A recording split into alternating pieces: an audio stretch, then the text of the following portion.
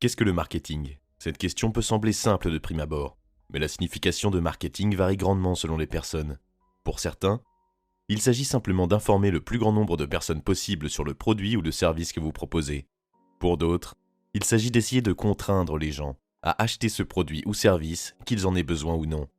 Pour Seth Godin, le marketing est plus altruiste et holistique. Godin affirme que le marketing est l'acte généreux d'aider quelqu'un à résoudre un problème, leur problème. Le marketing aide les autres à devenir ce qu'ils cherchent à devenir. Dans son livre « This is Marketing, You Can't Be Seen Until You Learn to See », publié en 2018, Godin affirme que l'art du marketing consiste à identifier un besoin qu'a un consommateur et dont le consommateur lui-même ne se rend peut-être pas compte de l'existence, puis à présenter un produit qui correspond à ce besoin. Dans cette perspective, l'objectif fondamental du marketing est d'inspirer au changement, et le marketing est inefficace s'il n'entraîne pas un changement constructif et positif dans la vie d'un individu. Le point de vue de Godin sur le marketing va au-delà de la vision traditionnelle du marketing, qui se limite à la vente de produits physiques. Sa vision du marketing inclut la promotion de services et même d'idéologies. De plus, selon Godin, le marketing ne doit même pas nécessairement impliquer une transaction monétaire. L'argent peut être impliqué, mais il n'est pas toujours l'objectif final. En effet, le marketing traditionnel qui implique une transaction monétaire peut même être une chose négative aux yeux de Godin, si l'intention est d'imposer un produit à quelqu'un qui n'en a pas besoin pour améliorer sa vie.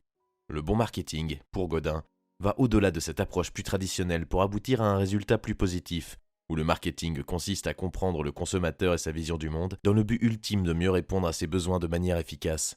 Ainsi, pour Godin, le marketing est toujours axé sur l'instauration de la confiance, l'établissement d'une communication efficace avec le client et l'obtention de la permission de le contacter. La vie privée du client est toujours sacro-sainte et ne peut jamais être compromise. Du point de vue de Godin, chaque aspect de notre vie privée est habitué d'une manière ou d'une autre par le marketing, que ce soit à travers les émissions de télévision que nous regardons ou les partis politiques que nous choisissons de soutenir. Lorsque nous choisissons de suivre quelqu'un ou quelque chose à travers chacun de ces médias, c'est le résultat d'un marketing efficace et réussi. Si vous persuadez quelqu'un d'agir sur une question donnée, vous utilisez des techniques de marketing. Si vous cherchez à obtenir des votes lors d'une réunion du conseil municipal, ou si vous cherchez à obtenir une promotion au travail, vous appliquez, à un degré ou un autre, des méthodes de marketing pour atteindre vos objectifs. Il en va de même lorsque vous rédigez un texte pour votre site web, que vous prenez une photo de selfie pour la publier sur vos comptes de médias sociaux, ou que vous essayez d'éviter de recevoir une contravention pour excès de vitesse. À bien des égards, nous sommes toujours en train de faire du marketing, que ce soit consciemment ou inconsciemment.